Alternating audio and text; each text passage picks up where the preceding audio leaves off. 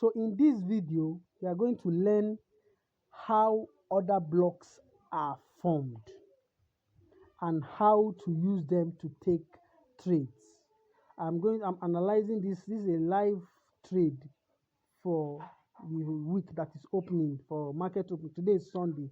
So in this video, we are going to learn how this order block was formed and how every order block, valid order block, should be formed. Are you seeing it now? And how to use it to take trades. Hello people, happy Sunday. So it's weekend and I just said let me prepare for a new trading week. And then I decided to look at gold. And looking at gold, I can see a very clean setup according to my requirements. Just as I always take, what am I looking for to take a setup? I want to see a breaker block. Now this was supposed to have served as an order block. Price came, swept liquidity and disrespected it and broke structure to the upside. Now this is 1 hour time frame gold. Okay, so price gave us a breaker block, went above that breaker block. Are you seeing it now?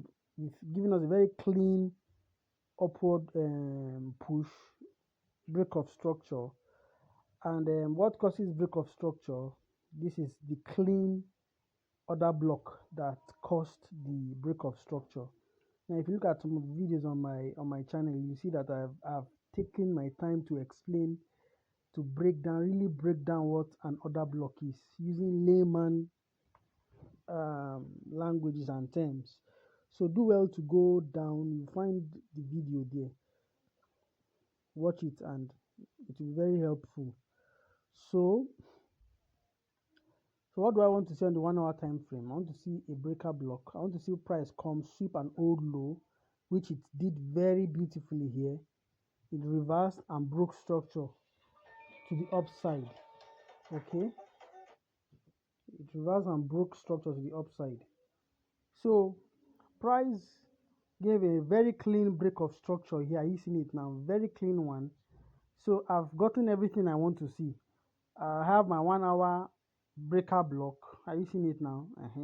I am using breaker block because I usually use breaker block because I want to be sure that there's liquidity sweep. So I'm calling it breaker block, but it's what the sense behind it, the common sense behind it is I want to see price sweep an old low. Then come back, pass through it. Are you seeing whatever caused that sweep? Pass through it. Are you seeing it now? Giving a clean break of structure.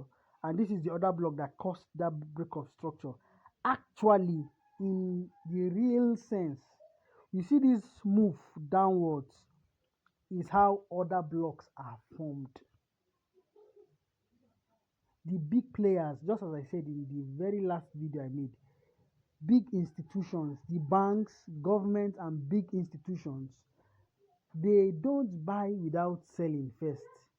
They will always look for favorable prices, and those prices which you call liquidity, usually below old lows or above old highs, previous lows or highs, because that is where people's pending orders are. That's where people's buy pending orders are.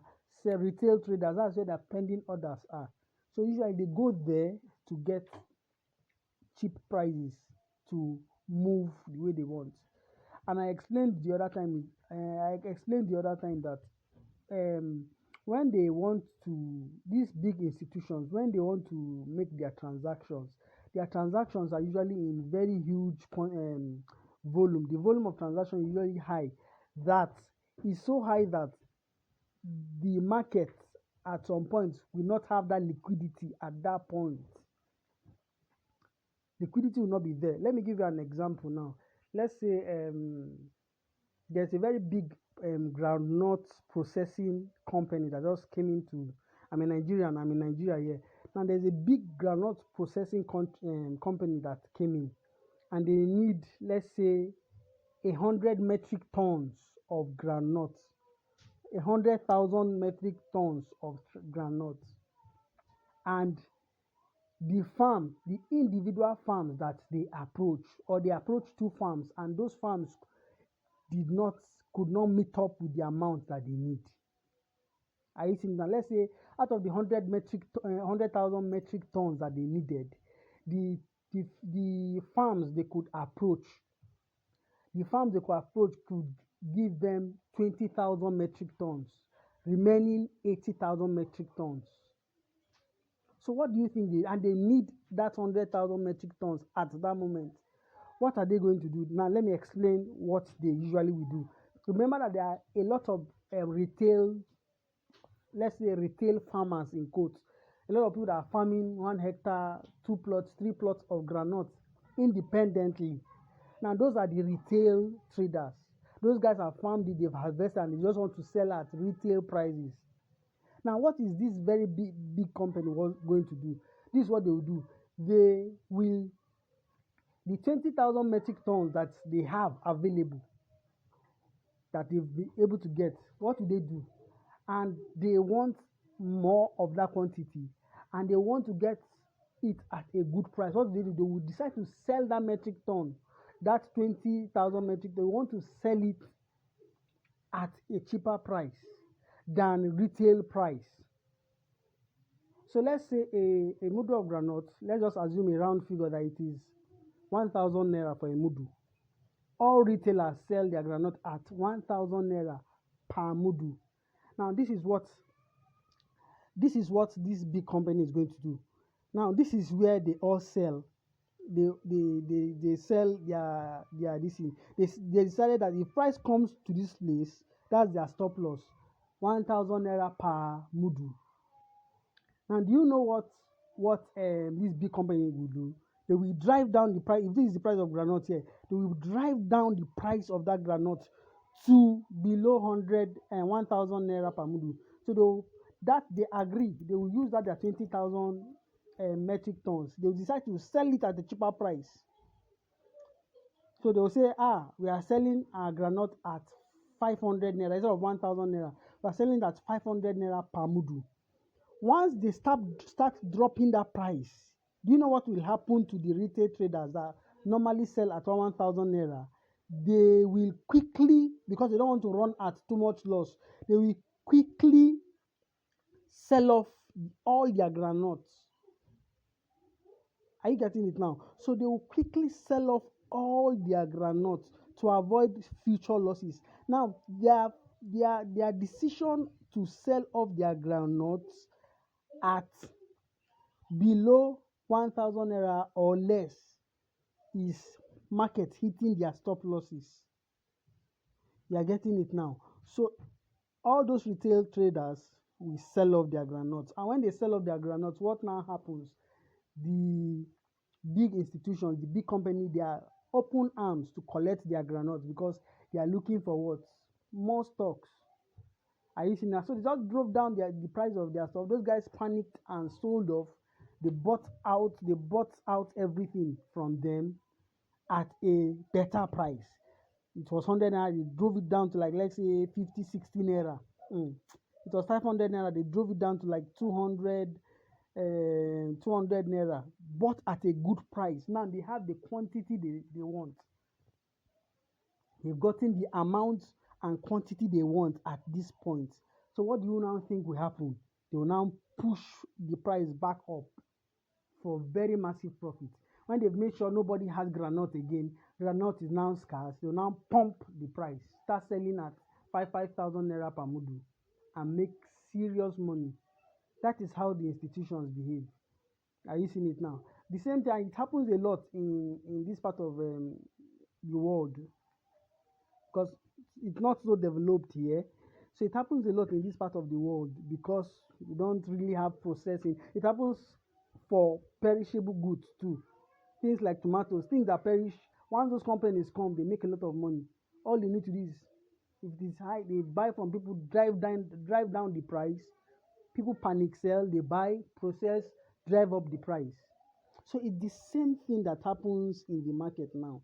Now this is gold, US dollar. So these guys know that, okay, if we do this, they will sell off. People that change their dollars or whatever to gold, they will sell off their gold so that to avoid price crashing towards them, and then they will buy and push price up. Simple. So that is how an order block is formed. So for an order block to be formed, before those large institutions, they will first drive down price. They will drive it down before pushing back up. I don't know if I'm making sense. Okay, so I've digressed, right?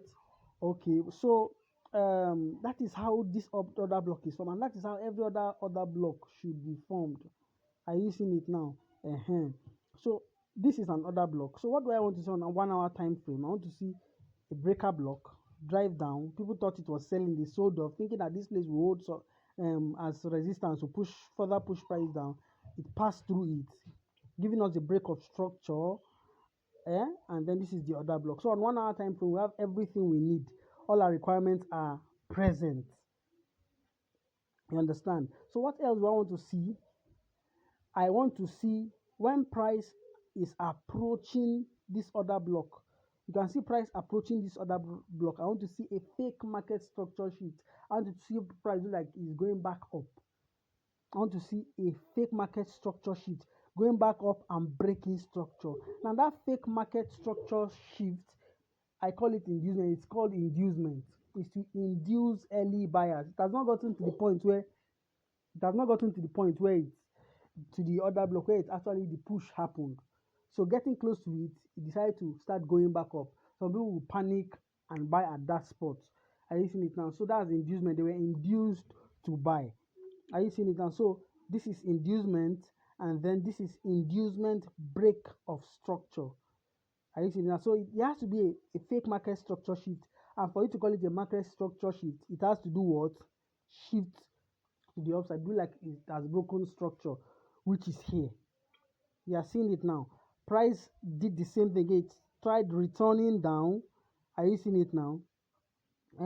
It returned down. Sorry, my device is hanging. What's up? Oh, let me pause this. What's wrong with you? What's wrong with you? I beg your pardon, guys.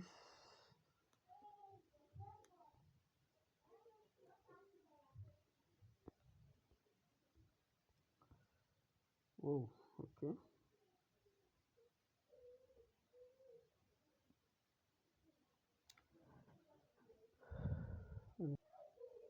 So, sorry, my device was hanging. So, markets reversing, coming as if it is going to tap into the other block. Then what did it do? It gave another inducement, a fake market structure shift. Are you seeing it now? It has given a fake market structure shift as if it's returning up. So now this other block is most likely going to hold on 1 hour time frame. Are you seeing it now? So that's the simple logic. Now it has given me inducement on 1 hour time frame, so I don't even need to scale down to the 15 minutes time frame for my kind of entry. Are you seeing it now? So I'll just enter direct on 1 hour time frame. Simple. But normally what I would do is that once I've gotten my order block on 1 hour time frame, I would scale down to 15 minutes time frame and look for inducements. But if you have your inducement on 1 hour time frame, take your trade. Simple and short. Are you seeing it now? So this is how I take my trades every day. Very mechanical. Are you seeing it now? Go through my previous one of my videos, not I think yesterday or 2 days ago. I gave out everything I do in taking my trades. Simple, pass this one. Breaker block, order block, inducement, take my trades. Simple. That's all. No more, no less. Are you seeing it now? So this is how we do it every day. So I just hope with this video you have gotten at least a good grasp of what an order block is. Okay, thank you very much.